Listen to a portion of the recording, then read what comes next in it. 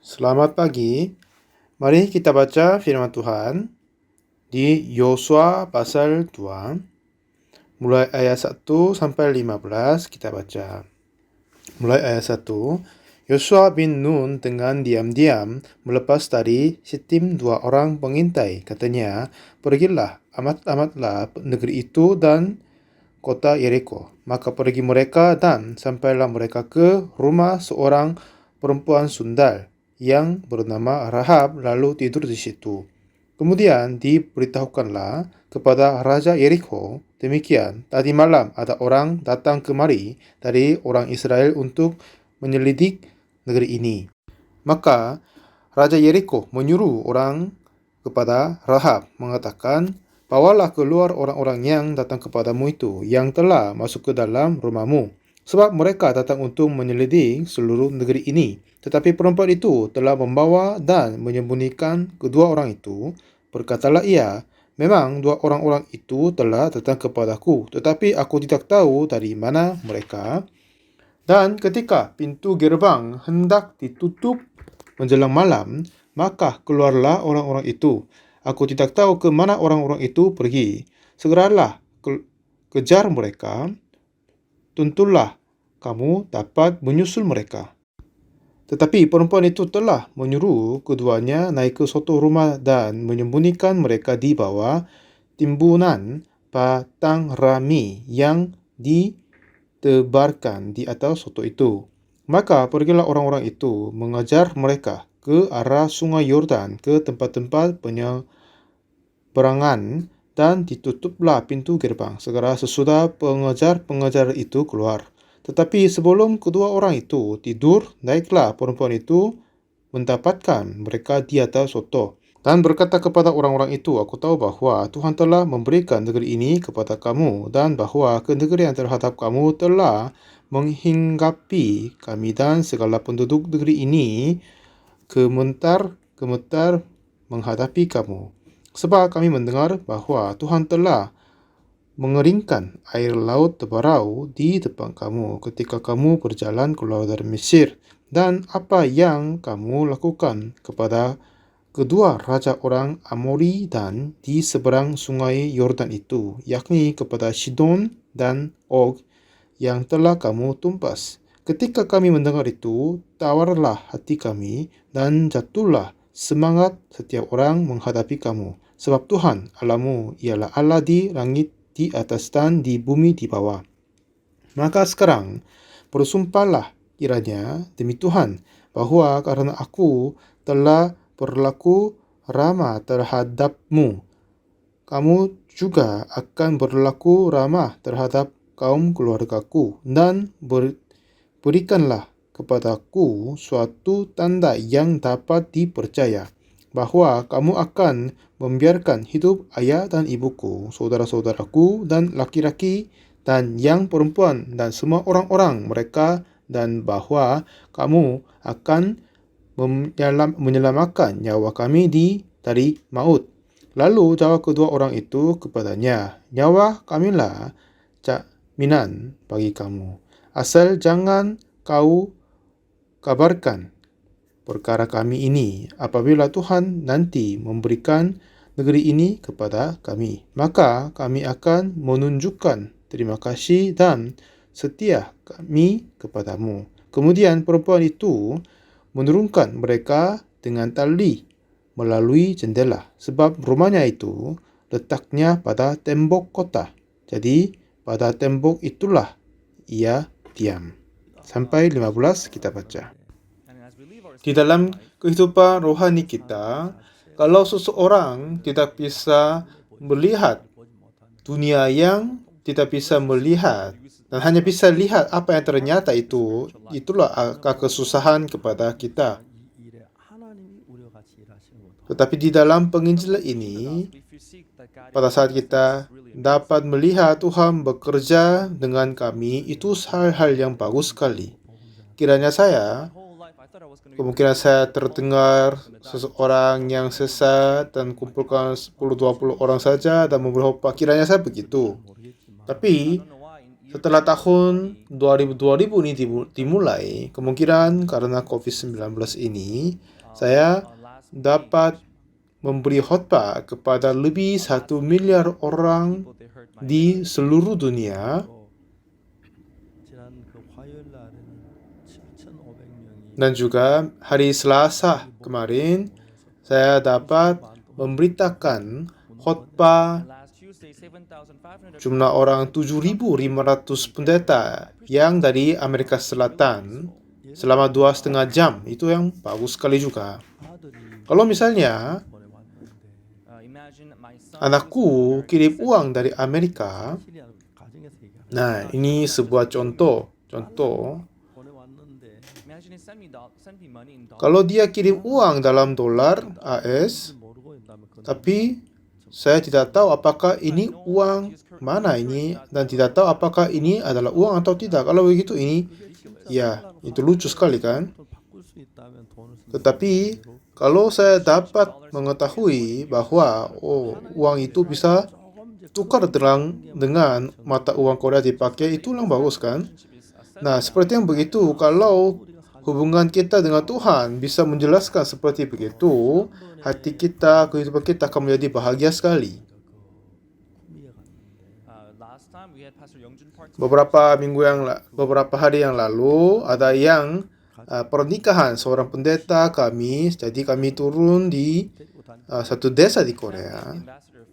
Dan dengan kebetulan, suami istri duta besar dari Fiji meminta kepada saya bahwa mereka mau kunjung desa dan kampung di Korea. Mereka tidak tahu di mana-mana, jadi harap membawa mereka ke mana-mana begitu. Jadi, saya mengundang mereka ke Kota Gumi.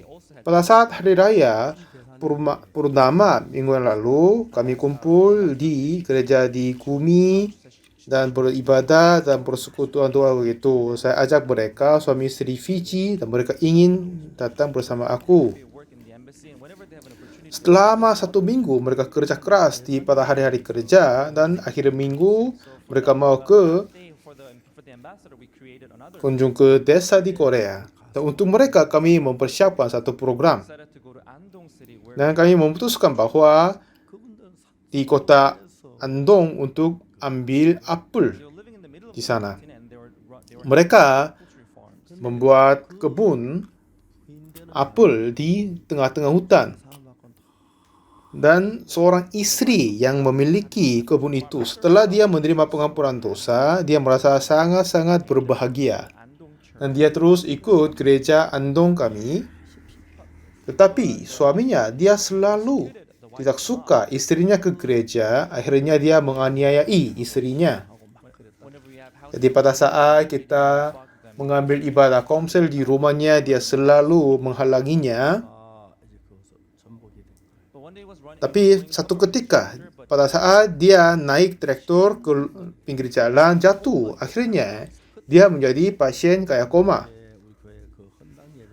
Waktu itu, saya pergi ke satu gereja di dekat kota itu untuk berpimpin ibadah, dan istrinya berkata kepada suami, katanya pendeta Oksopa akan datang di dekat kota ini, dan tujuan dia akan berjalan melalui di depan rumah kami. Jadi, kemungkinan saya bisa undang pendeta Park di rumah kami. Ya, saya harap kamu tunggu. Jadi, pagi-pagi benar dia datang di gereja, dan setelah kami beribadah, lalu ingin balik ke gereja yang lain, pendeta dari Andong meminta saya kunjung ke rumahnya. Dan biasanya kami ambil jalan tol yang jalannya terenak, tetapi rumah dia berada di tengah-tengah hutan, jadi jalan pun tidak baik. Akhirnya kami datang di hutan itu. Saya merasa hati dia adalah sangat-sangat semangat sekali. Karena suaminya tertutup karena menjadi koma, dan dia berusaha datang pagi-pagi di gereja dan berkata apa-apa kepada pastor di gereja itu. Tapi pada waktu itu saya tidak membawa mobilku sendiri, jadi pakai mobil pendeta yang lain dan datang di rumahnya. Lalu di sana saya memberitakan Injil kepada suaminya yang terbaring di tempat tidur. Akhirnya suami itu menerima pengampunan dosa, keselamatan Tuhan. Akhirnya dia menjadi berubah sekali. Dan beberapa tahun kemudian saya baru bisa ke sana lagi. Dulu mereka menanam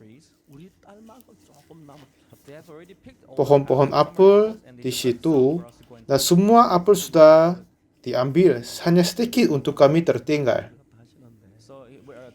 Dan suaminya pakai kursi roda elektronik dan pergi ke sini dan yang di mana lagi. Tapi dapat dilihat ini sudah menjadi orang terbaru. Jadi pagi-pagi kami datang ke sana, ambil beberapa buah dan beribadah bersama-sama. Dan waktu itu saya berdoa untuk saudara. Saudara, tolong duduk sini, saya meletak tangan di atas kepalanya dan berdoa bagi Tuhan. Tuhan, saya tahu bahwa Engkau sudah bisa menyempurnakan dia. Tolong membantu dia bisa berjalan, bisa bergerak. Karena Engkau adalah ayah, kan? Ada apa mustahil bagimu, Tuhan? Itulah hati yang saya mempunyai. Jadi saya berdoa dengan sesungguhnya untuknya. Setelah berdoa, kami bersekutu. Tiba-tiba saya dapat telepon dari anak perempuanku yang ada di Amerika. Pada saat kami ngobrol, saudara ini berkata, "Oh, Ibu, apa kabar? Silakan datang di kota Andong sama anggota Panduan Suara Gracias." Jadi tiba-tiba, kebetulan semua anggota Panduan Suara kumpul di situ. Mereka bernyanyi 2 nyanyian untuk saudara itu.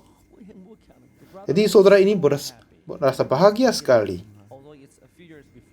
Memang sudah beberapa tahun lalu sudah menanam pohon apel dengan baik-baik. Akhirnya membeli mesin untuk pertanian, sudah tersiap. Lalu rumahnya sudah dirapi dengan baik-baik. Jadi ini hampir kelihatannya surga yang kecil itu. Jadi beberapa hari kemarin saya datang di situ. Saya merasa syukur bagi Tuhan. Ya, kehidupan hati dia berubah sekali. Dan katanya, "Oh, Pak Pendeta, inilah apel untuk hari musim-musim panas. Tapi saya tinggalkan sedikit untuk Anda. Kalau ada yang waktunya ambil apel untuk musim gugur, tolong membawa duta besar dari Fiji dan datang kembali." Jadi Tuhan telah memperbarui orang itu yang dulu menganiayai Tuhan dan sudah memperbarui dia dengan total, seperti seorang malaikat dan seorang anak kecil. Di mana saja orang-orang Kristen, baik padang gurun atau hutan, di mana saja kita orang yang berbahagia dan terima kasih banyak bagi Tuhan.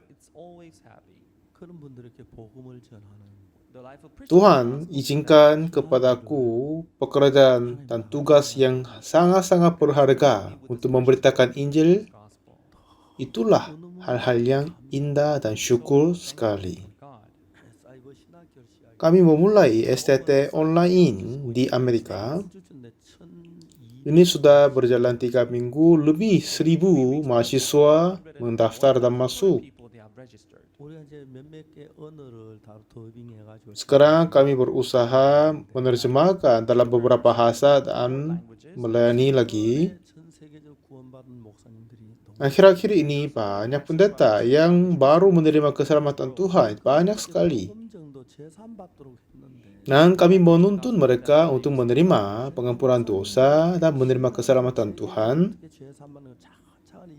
Dan untuk menjelaskan tentang kehidupan rohani, kita butuh STT secara online. Dalam beberapa minggu ini, sudah 1.000 orang telah daftar.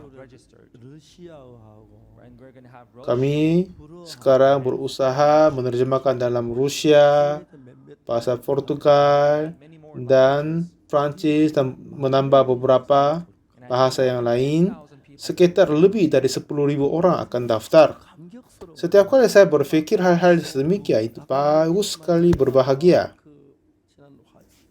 Seperti yang tadi saya berkata, hari Selasa kemarin, saya sudah memberikan satu sesi kuliah hanya pendeta saja di Amerika Selatan, 7.500 orang. Dan waktu itu saya kira, apakah saya bisa dapat kesempatan sekali lagi untuk bertemu mereka? Biasanya saya diminta diberi 30 menit. Tetapi ini memang acara yang kami aturkan itu kan. Jadi saya sampaikan khotbah sekitar 2,5 jam. Selama 2,5 jam, 7.500 pendeta tetap dengar. Dan memang ini semuanya melalui online, jadi tidak bisa melihat wajahnya semuanya. Dan pendeta Shin di Meksiko, dia menjadi MC. Dan pendeta Kim di Argentina berdoa. Dan saya sampai khotbah 2,5 jam. Dan kami merasa senang, bahagia sekali. Akhir-akhirnya, para pendeta, setelah mereka dengar khotbah, dan mereka senang, bahagia, nggak tahu apa yang mereka harus melakukan itu. Ya, kami tidak mau sembunyikan Injil ini. Kalau Injil ini tetap masuk ke dalam hati mereka, mereka pasti akan berubah. Tuhan tetap bekerja di dalam kehidupan mereka, itu dapat dilihat dengan nyata. Tapi tidak semua begitu. Di antara mereka beberapa merasa menjadi sombong, menganggap sepi kepada gereja dan hamba-hamba Tuhan, berjalan yang sesat, dan juga ada banyak-banyak yang berjalan yang salah. Memang itu yang saya menyakiti hatiku.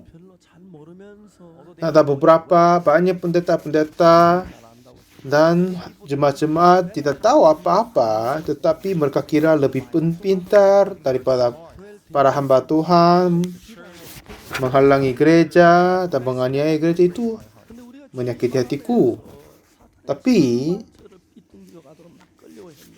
iblis juga berusaha menipu saya, mencoba saya untuk masuk salah jalan. Dan saya juga berpikir, iya, inilah mungkin terakhir pelayananku. Mungkin 2-3 kali itu sudah terjadi di dalam kehidupanku. Tetapi saya dapat terus melayani dengan anugerah Tuhan.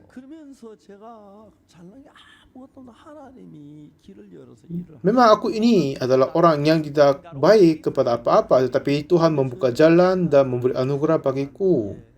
Setelah kami membuka STT online, seorang sinode dari Ghana, dia berkata, Pak Pendeta, saya suruh semua pendeta di bawah kami untuk masuk STT Anda. Iya, saya jawab, terima kasih. Dan beberapa pendeta, banyak pendeta dari Myanmar berkata, dan mereka bertanya, kalau pendeta-pendeta dari Myanmar setelah lulus dari STT Online Good News Mission, misi kabar baik, apakah kami bisa bekerja sama dengan Anda? Mereka bukan pendeta dari gereja kami, tetapi mereka menerima keselamatan Tuhan oleh misionari kami di Myanmar. Jadi ini semua yang saya merasa syukur sekali. Sekarang kami berusaha. Dan setelah sudah diterjemahkan dalam 6-7 bahasa, kiranya saya setiap sesi sudah pasti akan masuk 10.000 siswa lebihnya. Ini bukan yang hal-hal yang estimasi saja, tetapi bisa akan jadi. Dan beberapa hamba-hamba Tuhan dari kami yang sudah mengetahui tentang kebenaran Allah dan memberitakan Injil, dan para hamba-hamba Tuhan pun mengikut dan menerima Injil dan menerima iman yang terbaru, keluarga mereka, negara mereka akan berubah. Itu hal yang bagus dan sangat-sangat menyenangkan. Akhir-akhir ini, melalui Zoom online, saya memberi konsultan, mendiskusi dengan para menteri pendidikan dan pemuda di banyak negara. Dan saya memberi saran kepada mereka bahwa kalau Anda bisa mengirim 100 orang yang bagian pendidikan, kirimkan di Korea setelah COVID selesai. Setiap tahun kita melakukan World Camp dan mengundang para menteri sama rektor di universitas ke Korea. Dan hampir semua mereka menerima pengampunan dosa dan keselamatan Tuhan. Dan mereka memulai bekerja di negaranya untuk bantu kami. Dan kiranya seluruh dunia terbuka kepada kami. Setiap kali kami berpikir, kami ini bukan orang apa-apa, tetapi Tuhan membuka jalan kerja untuk kami, itu hal yang bagus sekali. Kadang saya ingin tidur, tapi bangun pagi-pagi. Pagi hari ini juga saya telepon sama saudari Kim Yunok sekitar jam 5 pagi. Dia mengundang seorang dekat, seorang dari India.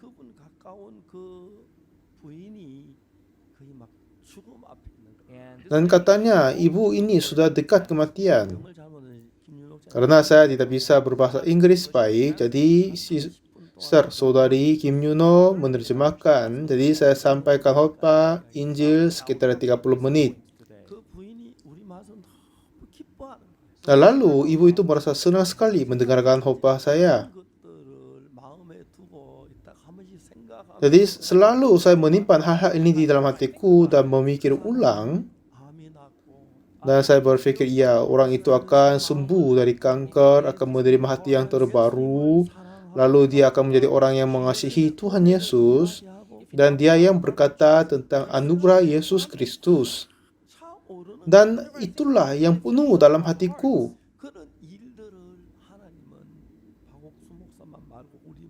Tuhan ingin memberikan pekerja-pekerja ini tidak hanya kepada pendeta Oxford saja, tetapi kita semua.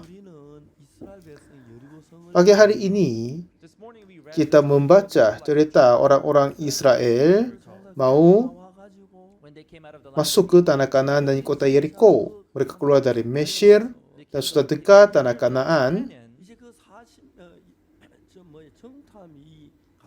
Dan 12 pengintai-pengintai keluar dari mereka dan melihat tanah-tanah Kanaan. Ini ya tanah terbaik, penuh dengan susu dan madu. Tetapi mereka adalah orang-orang yang tinggi, pahlawan, jadi mereka takut. Dan dia sendiri berkata, kami akan kalah. Jadi oleh karena itu, kecuali Yosua dan Kaleb, semua orang keluar dari Mesir sudah mati. Dan setelah 40 tahun kemudian, inilah saatnya mereka masuk ke tanah Kanaan. Dan tempat pertama yang mereka ingin masuk ke Kanaan adalah harus kalahkan kota Yeriko. Pada saat saya membaca cerita-cerita di sini, saya terasa terharu. Ada 3 hal untuk kalahkan kota Yeriko. Pertama, mereka kirim pengintai. Kedua, oleh karena sungai Yordan tidak bisa berjalan menyeberang dan tembok kota Yeriko terlalu kuat, jadi tidak bisa hancurkan. Nah, pertama ini mereka mengirim 2 orang pengintai ke dalam kota Yeriko. Memang dalam satu pandangannya, siapa saja yang melihat mereka, inilah orang asing dari mereka. Karena mereka sudah 40 tahun tinggal di padang gurun, memang cara hidup, cara pakaian, semuanya sudah berbeda dari orang-orang Yeriko. Dalam satu pandangan saja mereka dapat mengetahui bahwa ini pengintai. Jadi, apakah mereka kalau dia tertangkap, mereka akan dibunuh. Jadi Yosua suruh 2 orang masuk ke kota Yeriko menjadi pengintai. Oh, apakah aku terpilih? Kalau ditangkap, aku akan dibunuh. Mereka pasti merasa takut sekali. Nah, orang-orang Yeriko sudah tahu orang-orang Israel keluar dari Mesir dan sudah kalahkan semua negara-negara di tengah-tengah jalan itu. Dan orang-orang Yeriko, mereka sudah berada di dalam takut. Dan pada saat mereka melihat kedua orang pengintai, pasti mereka mengetahui ini bukan orang dari mereka. Ini sama dengan Yosua mengutus mereka untuk dibunuh di situ, kan? Jadi mereka mungkin berkata, Yosua, apakah kami harus ke situ? Apakah saya dapat melihat dari jarak jauhnya? Kalau kami masuk, pasti kemungkinan kami akan mati. Tetapi Yosua tetap mengutus 2 orang pengintai ke dalamnya. Lalu mereka masuk ke dalam kota Yeriko dan langsung masuk ke dalam rumahnya perempuan sundal. Namanya Rahab, dan menyembunyikan diri di situ. Dan ada seseorang pasti lapor kepada Raja Yeriko, ada pengintai masuk. Dan Raja Yeriko mengutus prajurit untuk mencari mereka di rumahnya perempuan sundal dan membuka pintu. Dan pengintai-pengintai pun berkata, iya, kami akan mati. Rahab dan membuka pintu. Dan Rahab berkata, diam-diam dan ikuti aku. Dan membawa mereka ke atas soto dan suruh mereka baring, sembunyikan diri dan menutup dengan batang-batang rami. Rami ini adalah apa? Dengan itu dulu orang-orang Korea pakai baju. Dan juga akhir-akhir ini bisa dipakai, daun itu bisa dipakai marijuana. Mungkin Rahab ini adalah seorang sundal, jadi mungkin dia pakai marijuana, kayak narkotika itu. Memang sejak kecil saya sudah melihat banyak sekali, tapi tidak tahu apakah ini adalah narkotika atau tidak. Dan sembunyikan kedua orang ini di bawah batang rami. Lalu prajurit suruh membuka pintu. Ya, hari ini sudah habis minum, sudah tutup, tak balik kembali besok. Jadi membuka, disuruh mereka. Akhirnya mereka Rahab menemukan kedua orang tentara itu dan mereka berkata, ada 2 orang datang ke sini kan? Iya, datang. Kemana mereka?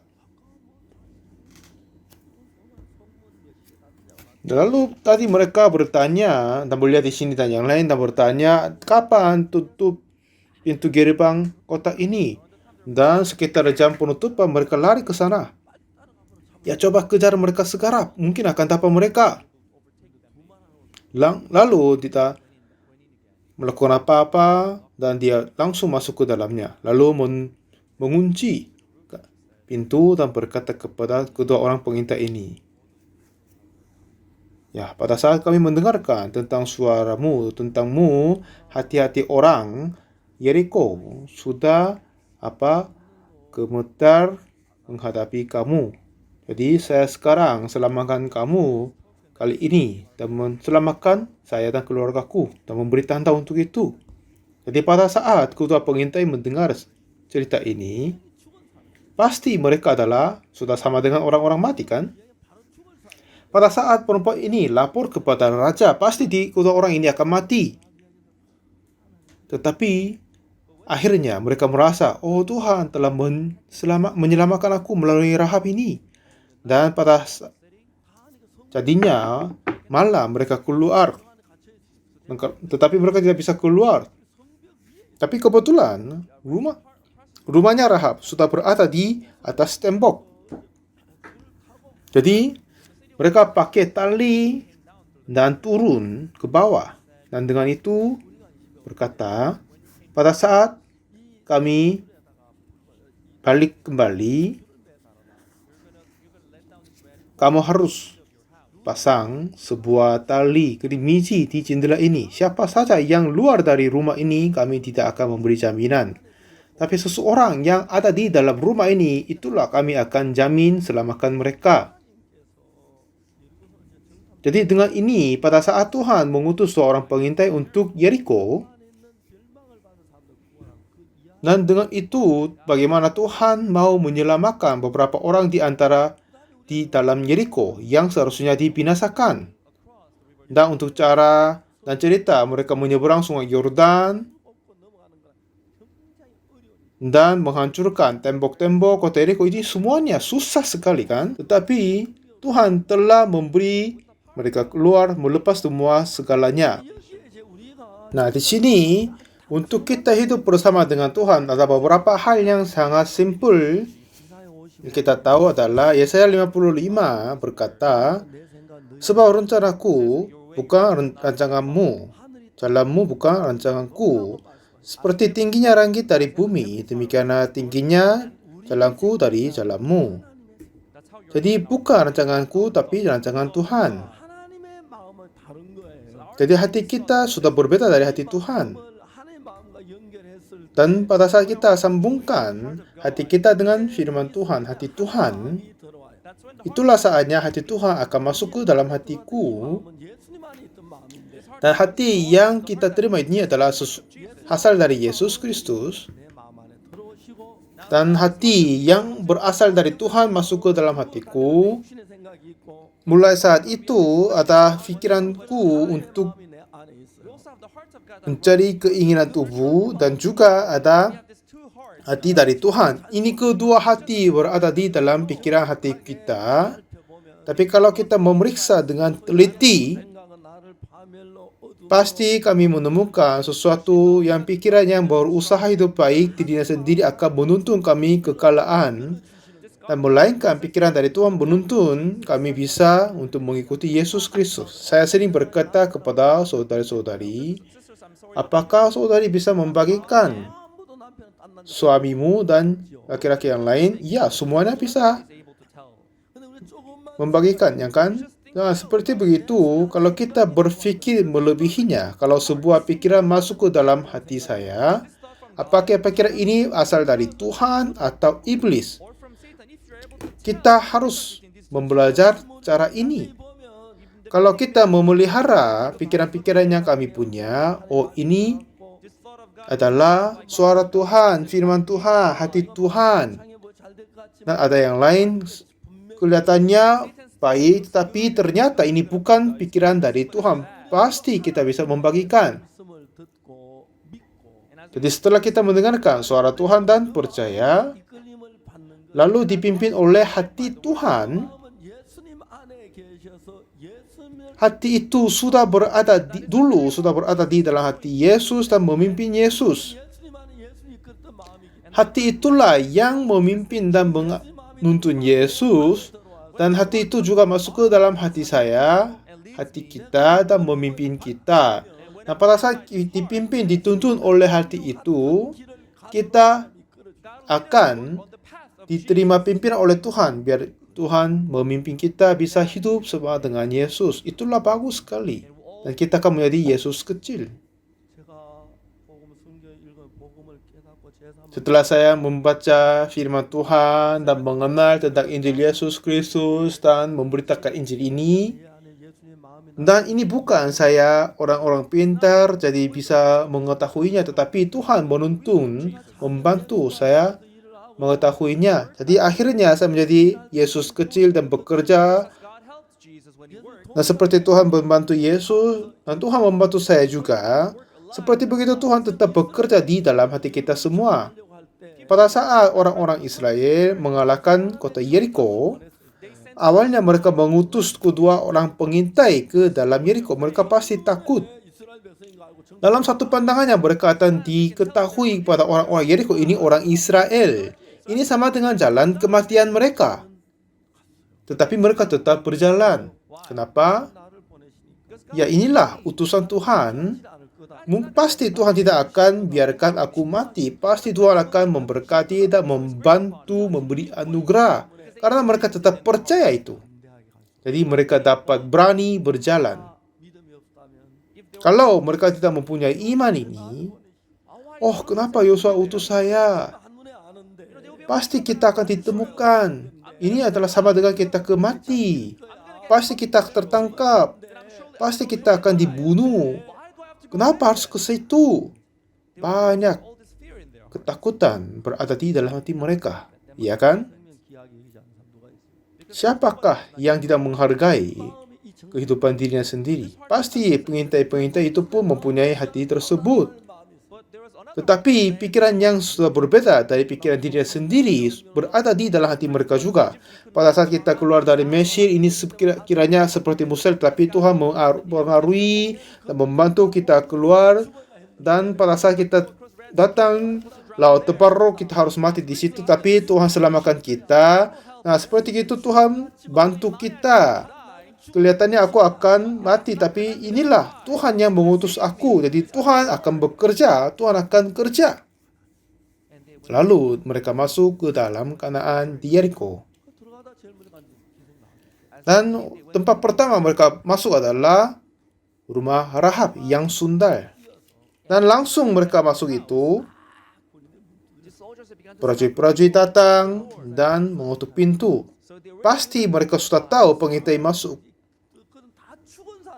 Dan mereka sudah hampir sama dengan orang-orang mati. Dan kedua orang-orang ini takut kepada kematian. Tapi Rahab, ayo diam. Dan naikkan mereka di atas soto. Naik tangga, naik soto. Dan menutup dengan batang-batang rami. Dan diam-diam saja. Dan mengeluarkan tangga ke tempat yang lain. Dan berkata, oh ya ini toko sudah tutup. Anggur nggak ada, datang besok. Buka, membuka. Oh kenapa ini kami sudah tertutup. Akhirnya Rahab membuka pintu, prajurit masuk. Dan dia terasa pura-pura takut, kaget. Ada dua yang datang kan? Iya sudah datang. Ada dua orang, dia saling berkata apa-apa dan bertanya, kapan? Jam berapa? Gerbang itu tertutup dan saya kasih tahu dan mereka langsung lari ke situ. Kejarkan mereka segera, pasti akan temukan mereka. Dan dua pengintai ini dengar suara itu di atas soto. Apa yang hati mereka punya itu? Ya Tuhan, inilah bagaimana Engkau menjaga aku. Setelah semua prajurit pergi dan Rahab mengunci pintu, lalu Rahab naik ke atasnya dan dia berkata, kami sudah dengar cerita orang-orang Mesir keluar dari Mesir dan bagaimana kalian hidup di padang gurun, dan kami sudah didengar bahwa kalian akan masuk ke kota Yeriko. Kami sudah merasa takut dan gemetar menghadapi kamu. Tapi aku selamatkan kamu hari ini. Kamu harus selamatkan aku dan keluarga aku. Memberi satu tanda untuk jamin itu. Jadi salah satu dua orang ini adalah, siapakah itu? Salah seorang dari dua pengintai ini namanya siapa? Siapa? Salmon. Ya, salmon kan? Bukan yang salmon nama ikan itu, tapi nama orang salmon. Akhirnya, seorang laki-laki ini jatuh cinta dengan perempuan sundar ini. Ya, seorang perempuan yang hikmat sekali. Seorang yang terasa terang. Bagaimana? Kenapa dia menjadi perempuan sundal? Dia adalah orang yang penyelamat dia. Dan tempat tinggal rumah Rahab adalah di tembok kota. Jadi mereka langsung turun dari sana. Oh, ini bagaimana Tuhan menjaga kami. Jadi dia berkata kepada Rahab, nanti kamu pasang tali gerimiji di jendela ini. Pada saat kami balik, siapa saja yang ada di dalam rumah ini, kami akan jamin selamatkan mereka. Kalau seseorang di luar dari rumah ini, kami tidak akan memberi jaminan, tapi seseorang yang ada di dalam di sini, pasti kami akan selamatkan mereka. Dengan itu, kedua orang ini turun dari kota Yeriko dan balik ke perkemahan orang-orang Israel dan kepada Yosua. Mereka tidak sama sekali tahu bagaimana Tuhan menjaga mereka. Nah, seperti begitu. Kalau ada yang meminta saya memberi kesaksian seperti ini, ada banyak sekali. Jadi saudara, sungguh Tuhan tetap bersama dengan kita. Dan setiap kali saya merasa susah, Tuhan tetap membantu dan menjaga dan selalu memberi anugerah. Di dalam kehidupanku ada banyak hal-hal yang bahaya dan kesulitan, tetapi Tuhan tidak sama sekali mengabaikan saya. Tetapi aku tidak sesungguh setia kepada Tuhan. Kadang saya memang tetap bekerja, tapi saya tersesat dalam keinginan tubuh, sering mengikuti pikiranku, tetapi Tuhan adalah yang setia selalu kepadaku. Saya sudah menjadi tua. Hal-hal yang ini adalah yang heran sekali. Jadi dalam pandangan kita, memang itu sama dengan orang-orang ini pergi untuk mati. Tetapi apa yang terjadi? Tuhan tetap menyelamatkan mereka, menyelesaikan mereka, menjaga orang pengintai-pengintai ini, dan pada saat mereka menyeberang sungai Yordan, Tuhan telah menjaga mereka pada saat mereka mengangkat tabut perjanjian dan masuk ke dalam sungai Yordan, memberhentikan aliran sungai itu, dan semua segalanya hal yang bagus sekali. Semua cerita di dalam kitab suci, dan seperti begitu bagaimana Tuhan kerja hatiku bagus dan senang. Nah, seperti begitu Tuhan selalu bekerja di dalam kehidupan saya juga. Ada banyak kesulitan yang besar kecil dan permasalahan juga ada, tapi Tuhan tidak sama sekali membiarkan aku merasa sulit, selalu menjaga dan memberi kuasa bagiku. Aku ini sudah menjadi tua,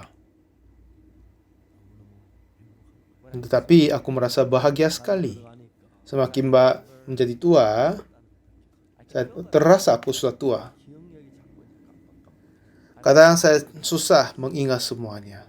Apakah siapa namamu ini? Ya, seperti begitu. Ya, tidak separah begitu, tapi daya ingatan menjadi turun. Ayat-ayat yang saya sudah lama tahu di dalam firman Tuhan, tapi tidak teringat. Jadi saya harus sering membaca firman Tuhan lagi. Tetapi Tuhan, setelah Dia menyelamatkan kita dari dosa dan mengangkat kita menjadi anak-Nya, dan Dia hendak melakukan pekerjaan yang terbesar melalui kita. Jadi puluhan tahun kemarin, sekitar 60 tahun setelah saya menerima keselamatan dan pelayanan misi, ya pasti ada banyak kesulitan, penganiayaan, tetapi Tuhan selalu membantu. Semua segalanya selesai dengan indah oleh anugerah Tuhan. Semakin banyak saya berpikir, senang dan berbahagia dan indah sekali. Dan setiap kali baik kami bekerja, Tuhan memberi anugerah. Memang susah sekali, tidak mau memulai, sekolah misi. Dan kalau saya berpikir ulang, kalau saya tidak bisa memulai STT, bagaimana saya bisa lanjut pemberitaan Injil ini? Dan STT online kami baru mulai ini akan menjadi STT online terbaik di seluruh dunia. STT di Amerika pun tidak bisa mengikut kejar kami.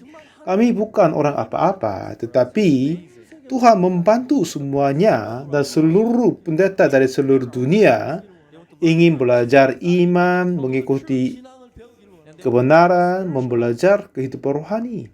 Itulah hal yang kami merasa syukur bagi Tuhan. Pada saat kami melakukan pekerjaan Tuhan, iblis lalu berkata, perjalanan ke Yeriko adalah perjalanan kematian. Coba berpikir, kamu pasti ditemukan.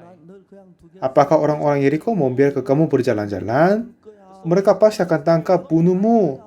Pasti akan ditemu, akan ditembak, mati. Inilah pasti kita kira begitu. Memang siapa saja yang berpikir itu benar sekali.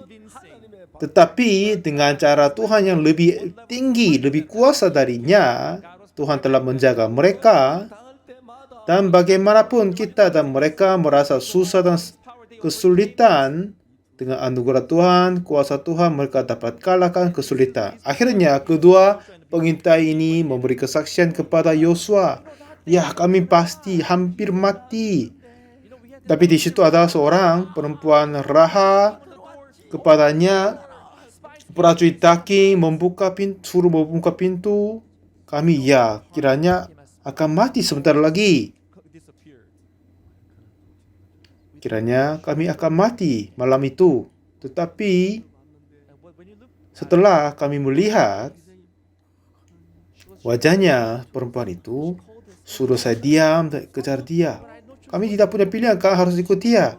Lalu suruh kami ke atas soto dan sembunyikan kami di bawah batang-batang rami, lalu menutup kami dengannya, lalu keluarkan semua tangga luar. Lalu dia pura-pura tertidur. Oh, ada apa? Kenapa kalian datang?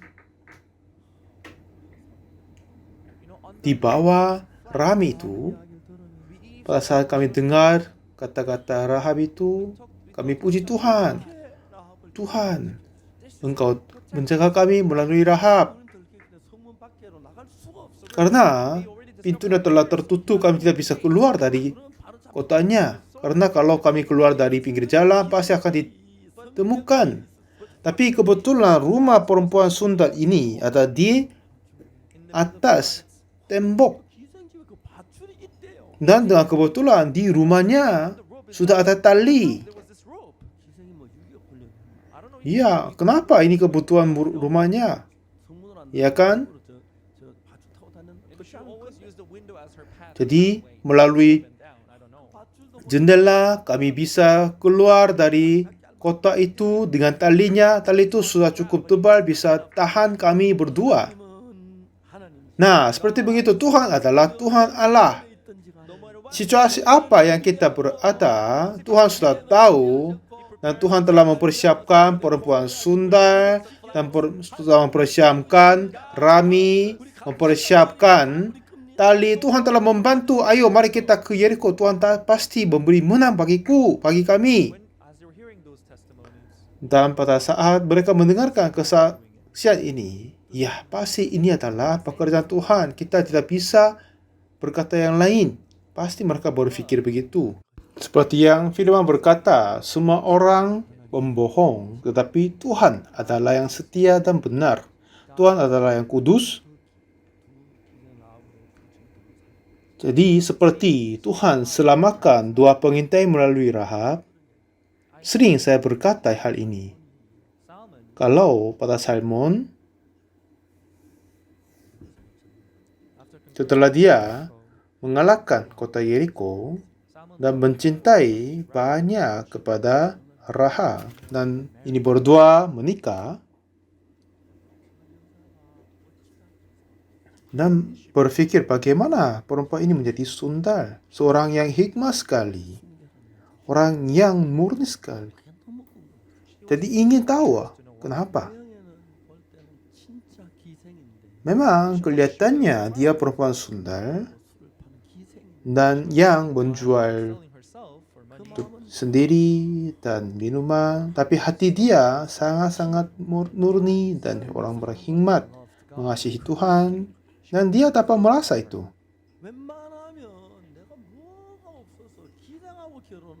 Iya, kiranya dia. Kenapa saya harus menikah dengan perempuan sundal? Ada apa kekurangan bagiku? Kemungkinan dia bisa berpikir itu kan? Tapi oh tidak. Perempuan ini dulu yang seorang sundal tetapi bukan orang yang kotor. Dialah yang dipersiapkan oleh Tuhan. Tuhan biar dia menjadi perempuan sundal untuk menemukan saya. Aku mencintai dia. Tidak sama sekali ada perempuan yang lain daripadanya. Pada saya berpikir tentang hati Salmon. Dia merasa sangat-sangat jujur dan setia. Akhirnya dia berkata kepada ayahnya, "Ayah, saya mau menikah." Oh iya? Ya, itu hal yang kabar yang baik sekali. Aku ingin melihat kamu menikah. Dan sudah ada yang perempuan? Ya, saya sudah memutuskan untuk menikah samanya. Siapakah perempuan itu? Pekerjaan dia apa? Apakah dia suster? Atau guru? Atau profesor? Atau apa yang dia kerja? Sejujurnya, ayah, saya mau berkata, oke, silakan. Perempuan ini kerjanya apa? Ayah, maafkan aku. Maafkan apa? Ceritakan saja, enggak apa-apa. Ya, saya tidak tahu apa yang reaksimu, tetapi saya sungguh mengasihi dengan perempuan ini. Tapi dia adalah seorang perempuan sundal. Apa? Perempuan sundal? Apa? Kamu? Apa? Berbohong kepadaku?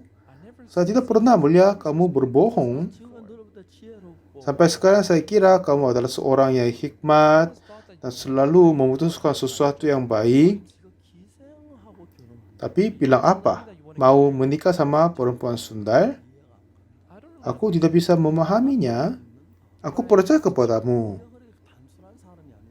Kamu bukan orang yang kurang pintar. Pasti akan ada motivasi kamu ingin menikah sama dengannya kan? Ya ayah, walaupun perempuan ini adalah dulu sundal, tapi dia selamatkan nyawaku. Dia selamatkan aku dari kematian. Dan juga, saya tidak tahu kenapa dia menjadi perempuan sundal, tetapi Tuhan yang pakai perempuan itu. Aku tidak bisa berkata, ya wajahnya indah, cantik, tetapi saya sudah ketemu beberapa perempuan-perempuan, tapi tidak pernah melihat perempuan yang dekat dengan Tuhan seperti perempuan itu. Aku tidak akan melihat tubuh dia. Aku akan melihat hatinya. Dia adalah yang seorang mempunyai hati yang terindah dari orang-orang yang lain di atas bumi ini. Aku adalah anakmu, ayah. Kalau ayah memberi izin, aku ingin menikah samanya. Dialah yang selamatkan nyawaku. Dan pada saat itu saya jatuh cinta dengan perempuan itu. Aku sudah tahu dia adalah seorang perempuan. Aku sudah ragu-ragu menikah dengan perempuan sundal, tetapi kiranya kalau saya menikah sama dia, pasti saya merasa berbahagia. Saya merasa maaf kepadamu, tapi saya minta izin ayah. Saya sungguh mengasihi kepada perempuan itu. Jadi ayah berkata, iya, kalau kamu ingin menikah kepada perempuan yang kamu mengasihi, apa yang saya harus melakukan kepadamu? Aku tidak sama sekali pernah melihat kamu memutuskan sesuatu yang bersalah. Kiranya kali ini pun kamu memutuskan dengan baik. Iya pasti kerja dia dulu sundal ini agak gangguan, tetapi perempuan ini apa, jadi kamu jatuh cinta dengan dia. Itulah apa yang saya tahu. Dan juga kamu mencintai dengannya sama menikah dengannya. Ya, aku menghormati keputusanmu. Ini putusanmu. Aku akan mengikuti keputusanmu. Dan suruh dia menikah denganmu dan tinggal di dalam sini, di dalam rumah ini. Aku tidak akan memasalahkan pekerjaan lama apa dia. Ya, terima kasih ayah. Terima kasih untuk apa? Itulah yang kebahagiaan kamu. Kalau kamu suka, aku pun merasa berbahagia. Baik sekali. Nah, seperti begitu pasti akan ada banyak cerita-cerita di belakang. Dan selain itu pasti akan ada banyak cerita dari mereka kan? Jadi, mereka buang semua cara manusiawi dan hati Roh Kudus yang menguasai dan memimpin hati-hati mereka. Jadi mereka menjadi hamba Tuhan, akan menjadi Yesus kecil, dan memimpin mereka untuk melakukan hal-hal yang indah di dalam bumi ini dan menggenapkan kehendak Allah. Jadi saudara, pada saat kita lahir di bumi ini, pada saat Tuhan mati di atas kayu salib, kita pun dianiayai oleh Yesus, lapar untuk Yesus, menerima kesulitan untuk Yesus. Inilah betapa indah dan betapa berbahagia. Tuhan Yesus telah mati untuk kita. Kalau kita sudah tahu hatinya, kasihnya, tetapi kalau kita menemukan sesuatu permasalahan, kita sering jatuh cara manusiawi untuk menjaga diri sendiri. Apa ya ini bisa masuk akal? Apakah ini orang-orang yang menganiayai kasih Tuhan Yesus? Dan marilah kita semua mengasihi Yesus. Kita tidak hanya membutuhkan Yesus untuk sampai sekarang ini, tetapi kalau kita hidup 10 tahun, 50 tahun ke depan, atau 1-2 hari pun, kita harus hidup untuk Tuhan. Kita harus menggembirakan Tuhan. Untuk itu kita harus mempersembahkan diri sendiri. Kalau ada yang sesuatu kita mengorbankan diri untuk Yesus, mari kita berjalan untuknya. Kalau kita merasa kesulitan untuk Yesus, mari kita berpikir tentang Yesus mati di atas kayu salib, dan mari kita tidak berpikir tentang keinginan tubuh, dan ambillah pikiran yang lebih besar. Ambillah pikiran dari Tuhan. Kalau Tuhan menjaga kita, pasti Dia akan menjaga lebih besar daripada cara menjaga kita dirinya sendiri. Saudara yang kekasih Tuhan, seperti perempuan tangkap dalam perzinahan. Kita adalah seseorang yang menerima kasih karunia terbesar oleh Tuhan. Tuhan telah menumpah darahnya, telah mati di atas kayu salib, sudah dipukul sampai mati. Ini tidak hanya teori saja. Sebenarnya dia sendiri terjadi begitu. Memang kita tidak bisa mati untuk Yesus, tetapi terkadang kalau kita mengalami kesulitan karena Yesus, iya, memang kita bisa menerimanya. Tapi, ya itu tidak apa-apa. Karena Tuhan telah selamatkan kita dari semua segala keselamatan. Seperti Tuhan selamatkan mereka dari Yeriko, dan ada air penuh dengan sungai Yordan. Tapi semua segala permasalahan ini, Tuhan pasti tangani dan selesaikan itu. Dan kota Yeriko yang kuat itu tetap ada di depan kehidupan kita, tetapi Tuhan membantu itu semua hancur. Pada saat kita mengikuti jalan untuk Injil, aku sudah menjadi tua sekali. Tetapi saya syukur Tuhan masih izinkan saya bertugas Injil. Berapa lama saya dapat pekerjaan ini, sering saya berpikir tentang kematianku, tetapi saya selalu berpikir berbahagia. Karena saya hidup dalam Injil dan akhirnya berdiri depan Tuhan. Tuhan izinkan aku memberitakan Injil kepada banyak orang, akhirnya dipanggil kepada Tuhan. Ini semuanya saya berpikir bagus dan bahagia sekali. Dan Tuhan Yesus telah mati di atas kayu salib Tapi saya terima kesulitan, penganiayaan karena Yesus. Ya, itu pun indah, bagus sekali. Ketemu orang-orang yang pejabat tinggi dan rendah dan siapa saja bertemu dan memberitakan Injil. Saya sendiri bertanya banyak kepada Tuhan. Tuhan, kenapa Engkau menyelamatkan aku? Aku ini bukan orang yang pintar, bukan orang yang baik. Aku bukan orang yang hikmat. Tetapi itu kenapa Tuhan mengasihi aku? Kenapa Engkau memberi tugas menginjili ini? Ya, saya merasa syukur sekali Tuhan. Saya penuh syukuran, terima kasih bagi Tuhan. Pada saat sampai berdiri di depan Tuhan, saya melayani kepadamu Tuhan. Saya mau mengangkat namamu Tuhan. Saya mau memberi Injilmu kepada banyak orang. Jadi, saudara, terima kasih banyak. Kami mengembalikan kemuliaan kepada Tuhan.